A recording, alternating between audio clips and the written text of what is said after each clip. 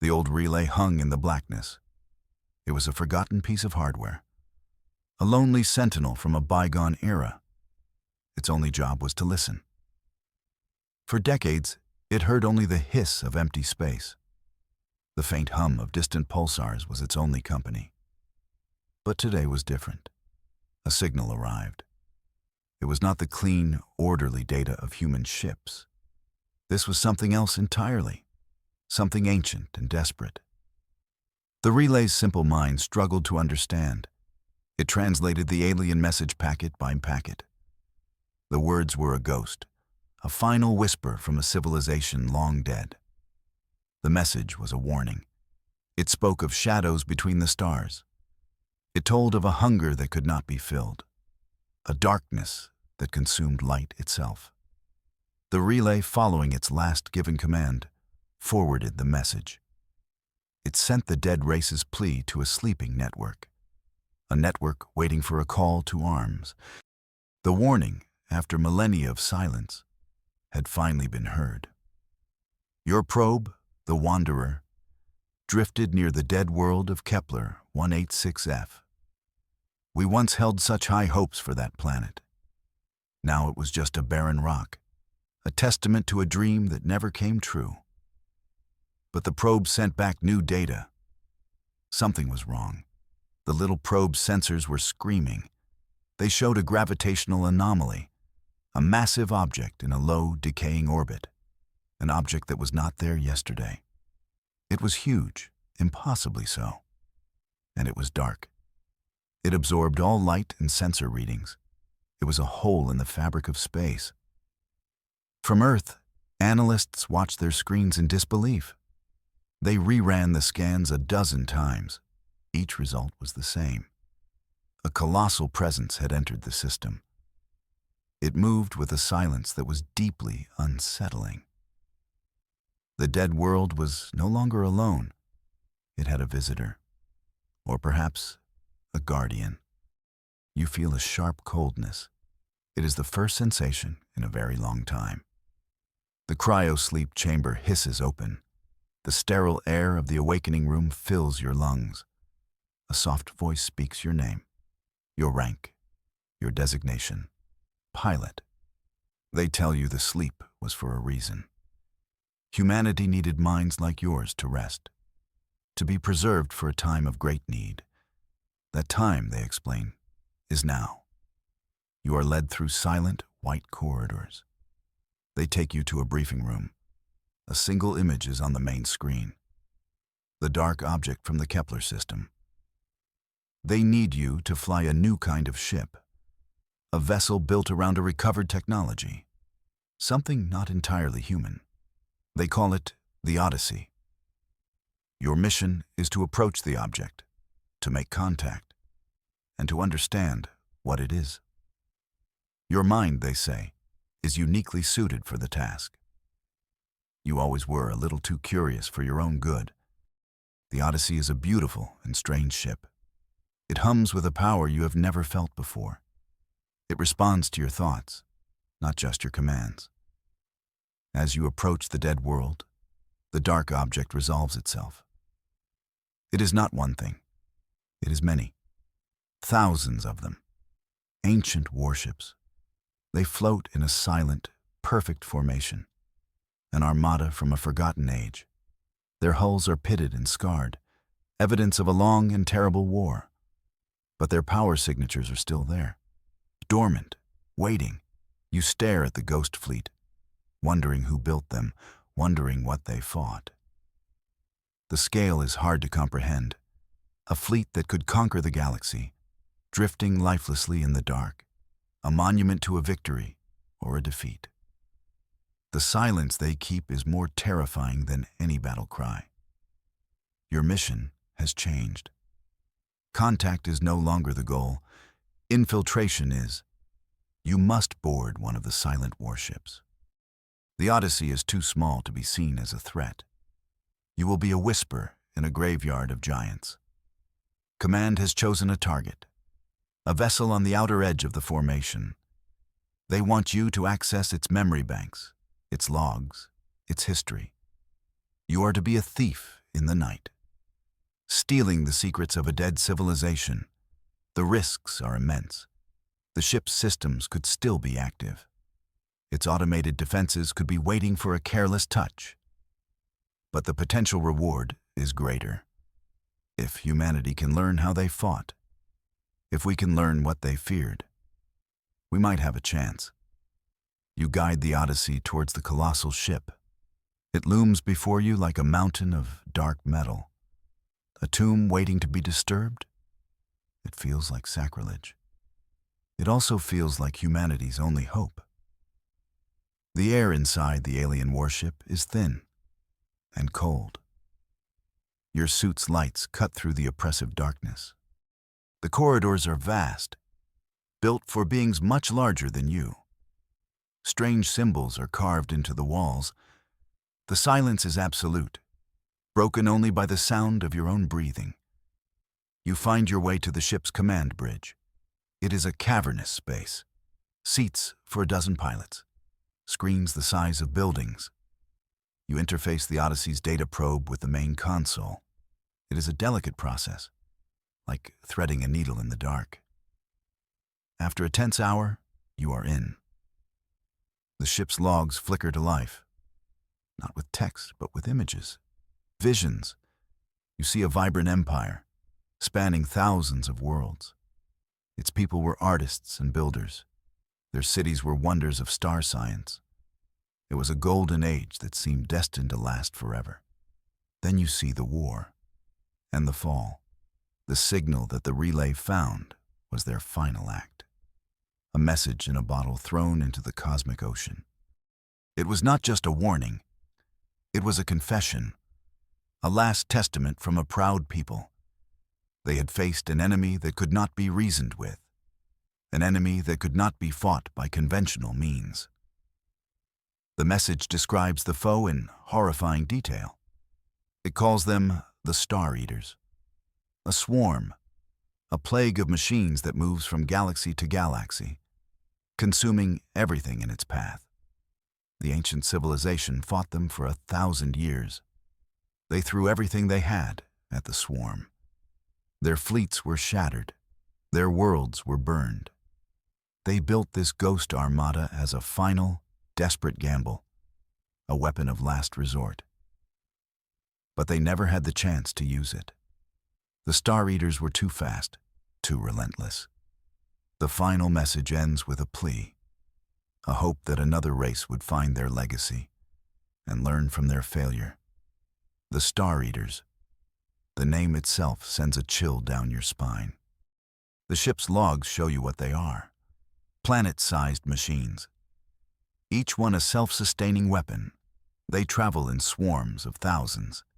They surround a star, and they drain its energy, leaving behind nothing but a cold, dark husk. You watch a simulation based on the log's data. A vibrant sun-yellow star, orbited by lush green worlds. Then the swarm arrives. A cloud of black specks against the void, they attach themselves to the star. Great energy beams connect them, like cosmic parasites. The star flickers. It dims. In a matter of hours, it is gone. The planets freeze over. Their oceans turn to ice. Their atmospheres dissipate into space. It is not warfare. It is extermination on a celestial scale. A quiet, efficient, and utterly complete form of destruction.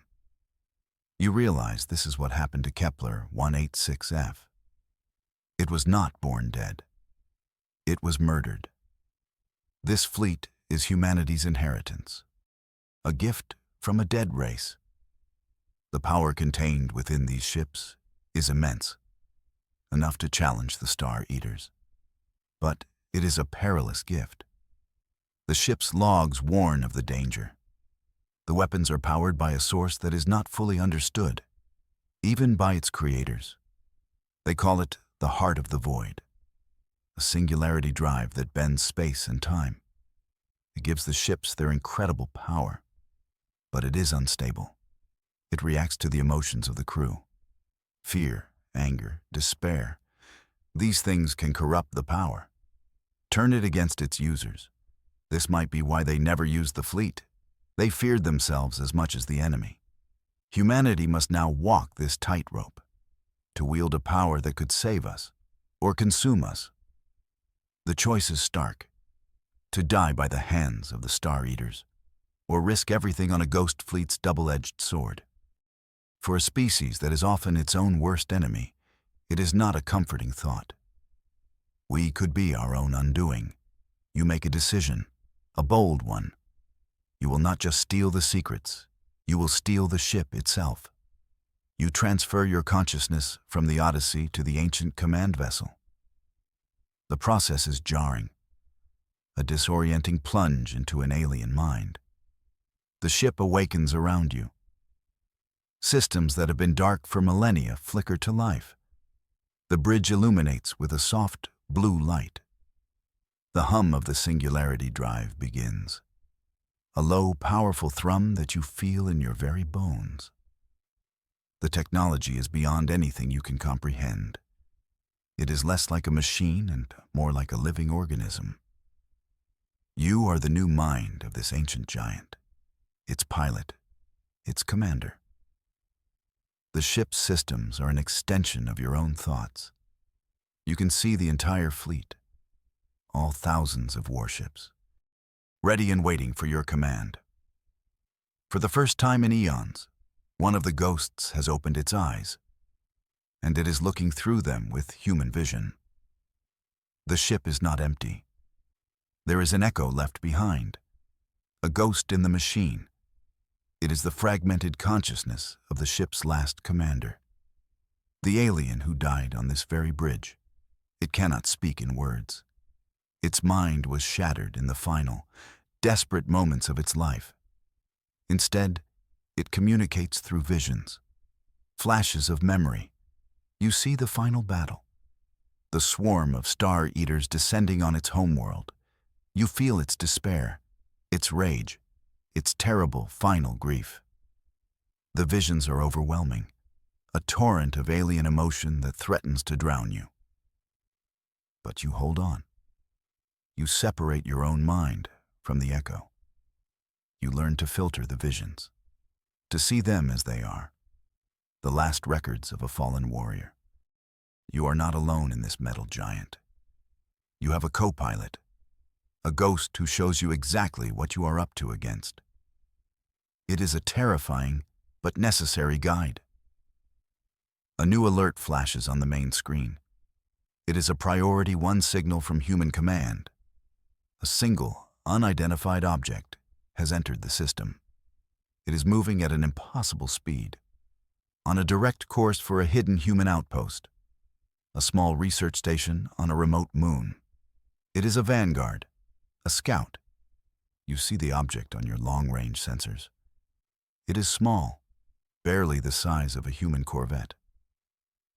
But its energy signature is off the charts. It is a Star Eater, a lone wolf sent ahead of the pack. Its weapons are already charging. It moves with a predatory grace that defies the laws of physics. Humanity's first contact with the enemy is not going to be a diplomatic meeting. It is going to be a fight for survival. And you are on the front line.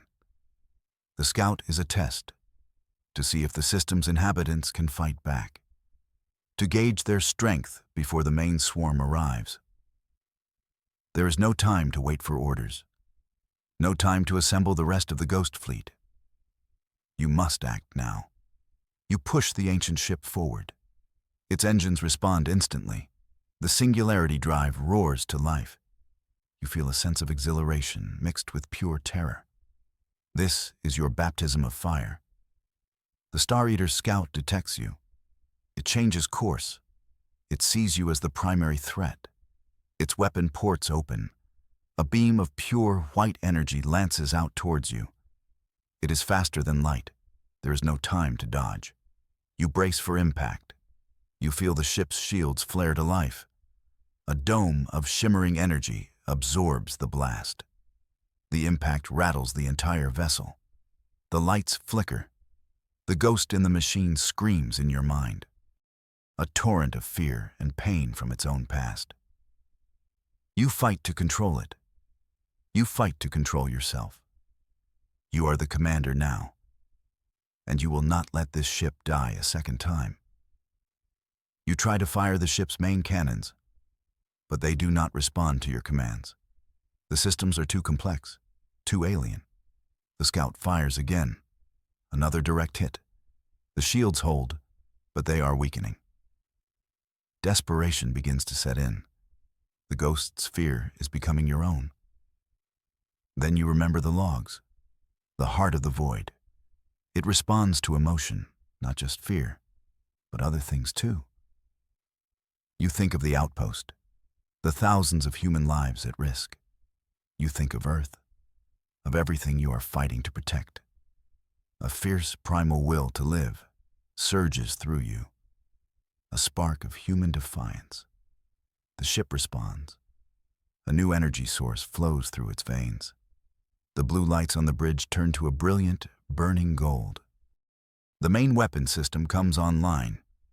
It is not a cannon. It is something else entirely. A wave of pure, focused, reality-bending power. You feel the ship's immense strength waiting for your command. Fueled by your own hope, you have the scout targeted. You unleash the weapon. A lance of golden energy erupts from the front of your ship. It does not travel through space. It simply arrives. The space around the Star Eater scout warps. It twists. For a moment, the scout is turned inside out. A brief, silent implosion of metal and energy. Then it is gone, utterly and completely erased from existence. A wave of relief washes over you. You have done it. You have destroyed the scout. You have proven that humanity can fight back, that this ancient fleet is not just a tomb, but a weapon. The outpost is safe, for now. You have won the first battle. But as the golden light fades from the bridge, a new reality sets in. The scout will have sent a final message, a report back to the main swarm. They now know you are here. They know you have this power. The quiet, hidden war is over. The real war is about to begin. A new dawn has arrived, but it is the dawn of the greatest conflict humanity has ever faced. The Star Eaters are coming,